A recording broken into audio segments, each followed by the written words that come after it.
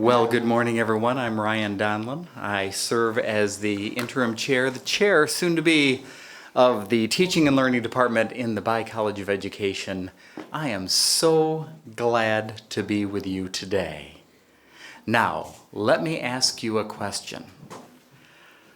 How many of you wanted to be a teacher since you were very young?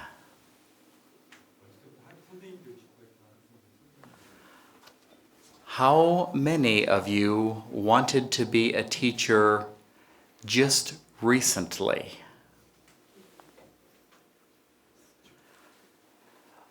In either group, I am both pleased and honored to meet you because I can tell you that of the many things that I have done over the years, one thing has been consistent. May I walk closer to the camera? Is that okay? Is it okay if I talk to each of you? Yes? I'm hoping so. The one thing that has been consistent in me over a number of years is that one of my favorite things to do in the world is to teach. I love making a difference in the life of a child or of an adult who has trusted me with their time and energy. You're excited to be a teacher, aren't you? And you're getting an incredible education here at the university. So what I hope to do today, as Dean Buckenmeyer shared, is I hope to talk to you about where theory and practice come together. We read about theory, don't we? The theory of teaching. How the academics, how the scholars say we need to behave when we're in a classroom so children can learn. Okay, and that's good stuff. It is good learning. However, when we get in the classroom with children among us, what happens when the children don't want to learn? Oh my goodness. How does theory help us then? I say that it does. And today, what I'm going to do is I'm going to show you how theory and practice come together, and I'm going to share the secret about how we teach successfully when children resist us. Does that sound useful? A little bit? I think so. So, let me give you an example of this. Change management. Here is a theory that through research and reading I'm working on. I love to write. I like to write books. I like to write articles. And I like to write with other professionals. I would hope you would consider coming to Indiana State to visit or having me to Jeju to visit so that we can write together. Now, this is what I'm writing now. That teaching is change management. Teaching is managing change in people's lives. This is what I mean. Imagine we're getting ready to go to a lecture. We're preparing for a lecture. We come to the lecture hall. We get here a little bit early. We sit where we want to sit. We take out our pen and our materials. We open our book. We take out our extra pen if the first pen doesn't work. And we're ready for the lecture. And by the way, some of us like to sit in the first row, right? Because we can see better. Some of us love to sit in the last row. And all of that is okay. But the point is, we are where we want to be to get ready to learn. Now, some of us are motivated by the content of the lecture, right? We're excited to go see what the presenter is going to present. Conversely, some of us are not motivated by the lecture. We just want to go and spend time with our friends. Right? Either one is okay. But the point is, we expect something is going to happen, and then we get there. Now, recently, I gave a lecture on change management, teaching as change management, and I said this at the beginning. Imagine if I would have said this to you starting. Ladies and gentlemen, please get ready to move your seat. 일어서서 모르는 사람한테 자리 좀 이동할 수 있을까요? 나는 앞자리는 안 필요해요. 뒷사람 뒷자리가. I am going to ask you to move and move near somebody you don't know very well.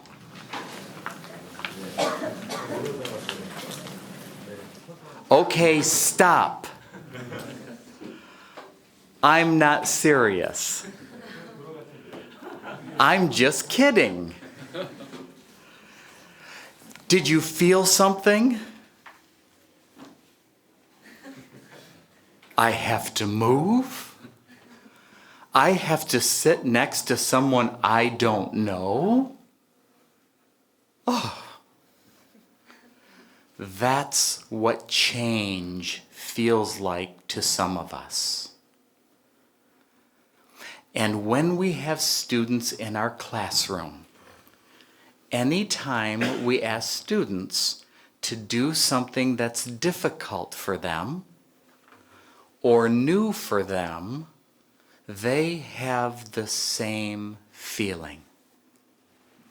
Now, each day, students can experience that feeling many times. And so some of them may resist. This is what is happening. In our schools, we are coming to school anywhere school happens, and we're doing the best we know how to do each day. We're doing the best we can.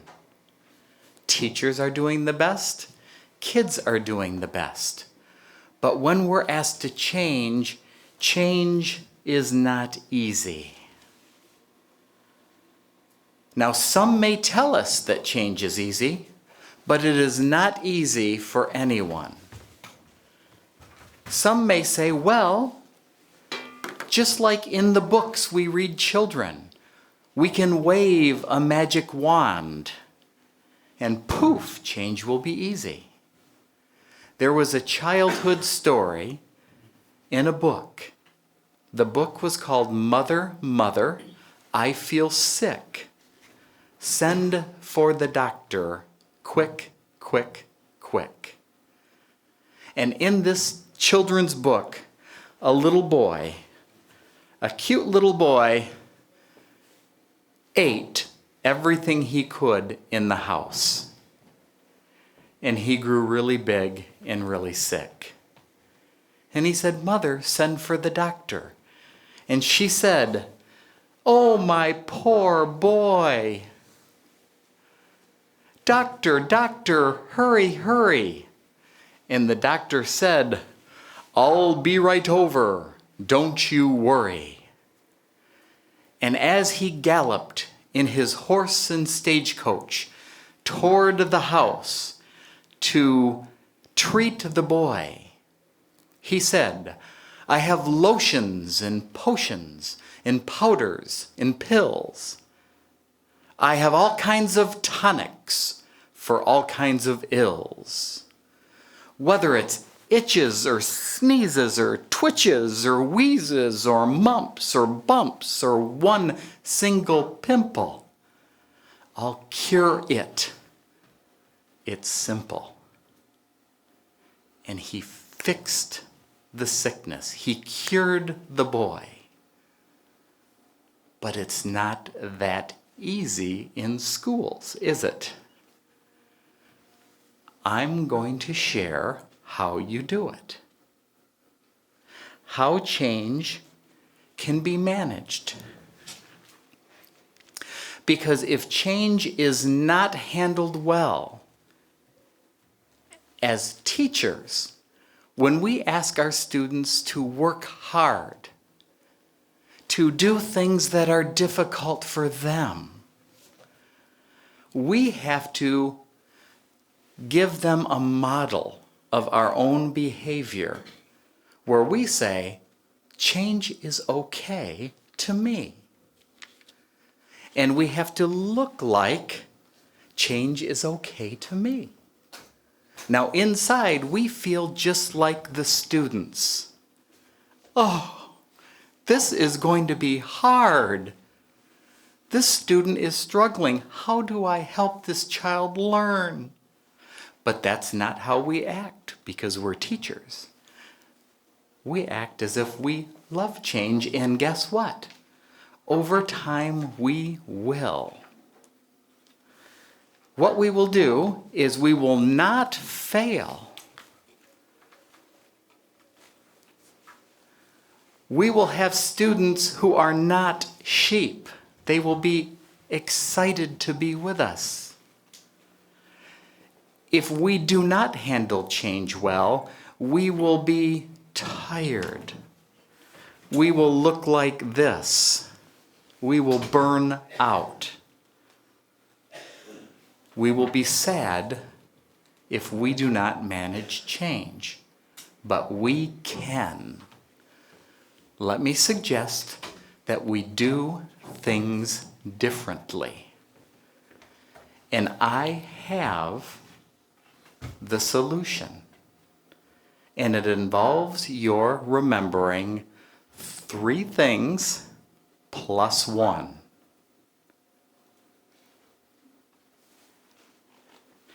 And here they are.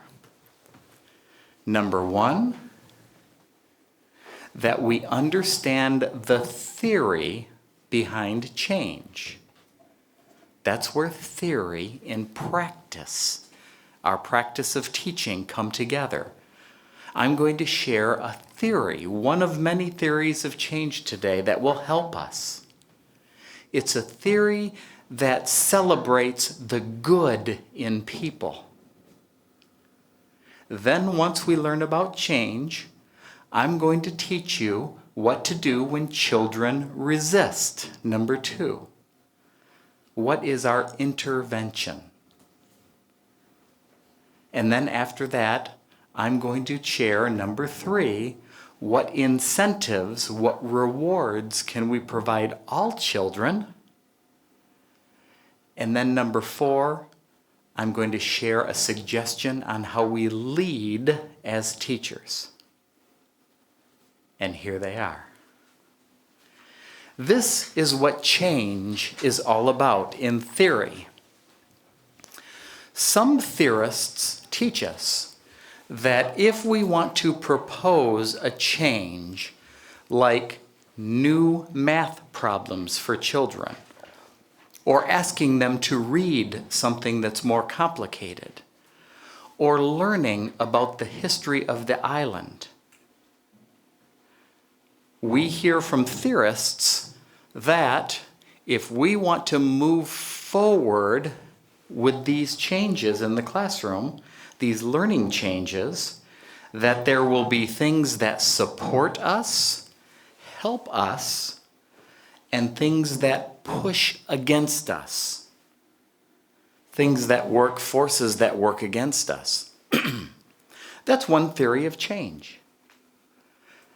And some may say, yes, that sounds accurate. Some people will resist. I'm going to suggest a theory where we can all walk together. And resistance is very small. It's this theory of change. It's a book published in the United States many years ago called Leading Strategic Change, and this is what it says. Anytime we have a skill, anything, think of one thing that you're very good at, okay? It can be in teaching or a hobby. It can be anything. Think about something that you're good at. So, there are things that we do well. And sometimes in life, thankfully, they are considered the right things to do. A teaching method. I do this teaching method well. I do this well. And my principal says it's the right thing to do. As a student, I do this math problem well, and my teacher is pleased it's the right thing to do. I'm now here. I do it well. It's the right thing to do. The sun is shining. It's a great day. When we're asked to change, it's usually because the right thing now becomes something that's not good enough. We have to learn something else. We still do what we do well, but it's just not the new right thing. So if we're going to learn the new right thing, it goes through stages. The next stage is that we're doing the wrong thing now, but we're doing it well. And if we're going to learn a new skill, if we want to do the new right thing, we need to struggle with it at first. It's not as good the first time we do it. That is called an implementation dip. It's where we don't do it as well until we practice. Now, here's the theory. As adults, do we want to come to work and do things in front of our friends and peers and not do them well? Do we want to come to work and not do things well and have people see us? No. We want to always do well in front of our professors. But if we say to ourselves, it's okay to be here. It's okay to not be really good at something for a while. And we model that for our students. They too will understand that they can struggle in front of their friends and it's okay. And you know what's going to happen if we model that as teachers? We are going to show them that we can do things well again after we practice. And that it's natural to go through this cycle of change. And if we all know that about each other, we will all continue to manage our change in a positive way. So let's keep that in mind. That's change theory. So if we know that about ourselves, if we know that about our students, that's step one. But we also know that there are folks, there are people, there are students who don't want to do this and they will resist us. Here's what happens next. Interventions.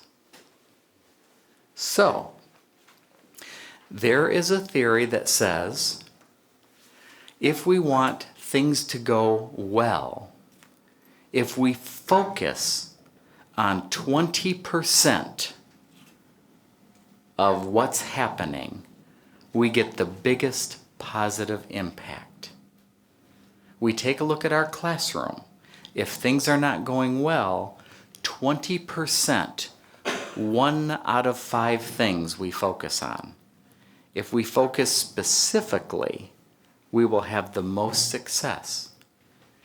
If we try to focus on everything, it will be too much to do. My theory that I'm working on is called the 20-20-20 theory. 20%, 20%, 20%.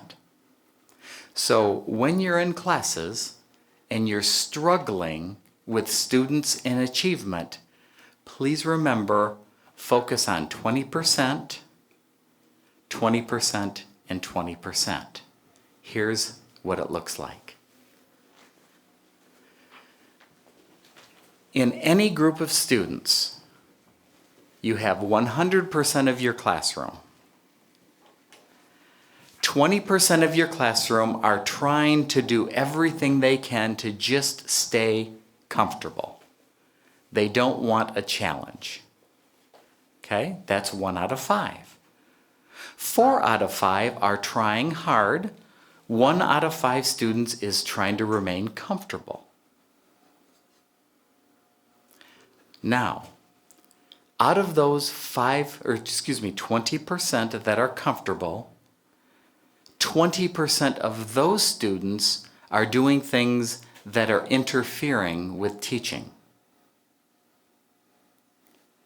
And out of those 20%, 20% of those are doing things that are critical that you must address. So if you take a look at the numbers, 20% of your entire class is 20%. You take that 20% and take 20% of that, smaller percentage, 4% of your children are counterproductive. Their behavior is interfering with their learning and others. Of that 20%, take 20%, and less than 1% are so misbehaving that you need to deal with them right now. Don't try to solve all the problems. Solve the problems that are the most critical. And if you do that, for that critical group, which is usually only 1 student, take them out privately and address it. Maybe they need discipline. Maybe they need your attention. Maybe they're in trouble. But that's usually only 1 student at a time. Those are the ones you must address. If you address that 1 student, when they come back into the classroom, you will see an amazing change in your classroom for the better. Now, for the students who are a part of the counterproductive, what you do with them, like small children, you take away privileges, 1 at a time, until they act more responsible. Don't take away privileges from the whole class because only a few are misbehaving. Focus on the ones that are counterproductive. Why punish everybody for only the counterproductive? And then for those who are comfortable but are not getting in the way, they're just not trying super hard, you don't need to focus as much on them because over time, if your teaching is inspiring, they will try. They will try over time. Focus now on the critical, take away privileges on the counterproductive, and ignore the comfortable. And if you do that, you will be ready for incentives. These are the rewards that you give everybody. And here they are. Think in terms of what you provide to all students, and think in terms of 3 things. You provide resources, you provide opportunity, and you provide authority. Even the smallest children will benefit from resources, opportunity, and authority. resources, when you provide these, those are rewards. Those are things that help them do what they do. Maybe they're privileges. Maybe they're tools. But remember that some students like the resources provided in front of other students, and other students do not want their peers to see the resources provided to them. They want you to do it privately and invisibly. Not all students want resources in front of their friends. Some do, and as a teacher, we need to know the difference. Who gets resources privately and who gets resources publicly. The next, opportunity. Provide opportunities to students, all students, and you'll see amazing, amazing change behavior. Finally, provide authority. And the secret to providing students empowerment or authority, put them in charge of something, let them be a class leader. If they try and if they fail with the authority that you give them, please be there to catch them, support them, so that they know it's okay to try. With that, you will have, remember the percentages. 96% of your classroom will be productive.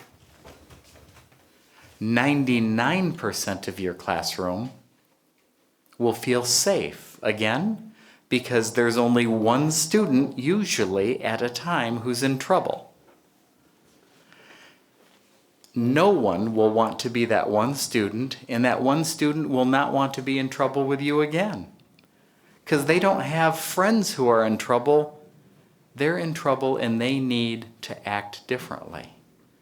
And every child will want to be in your classroom because it will be a special, special place to be. So my friends, regarding your overall teacher behavior, my suggestion in your teacher leadership is this. In everything you do, provide students a feeling that what they've done before, yesterday, last week, last year, they can be proud of. Pride. And that anything they do today or tomorrow, they have hope that they will be successful for them. For them. Offer pride and hope, and you'll be a teacher leader.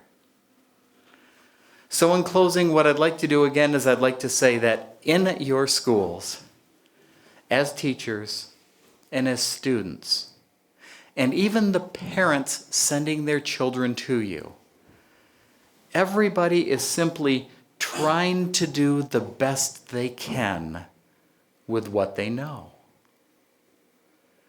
And that's one of the reasons why to this day, I so love being a teacher, because I get to see the good in people every day when I come to work. And every day when I come to school, I arrive in a good mood. I'm happy. And I go home even happier that I've spent the day making a difference in children's lives. Team performance and positive change, again, requires you only to remember a very small number of things. And it's about taking the challenge that you can learn and use the theory together with practice, bringing them together on behalf of the children. I'd like to thank you for this opportunity to share a bit of what I'm thinking, reading, writing, and doing. And again, I'm honored to be among you in your wonderful community of learners in this great university. Thank you very much.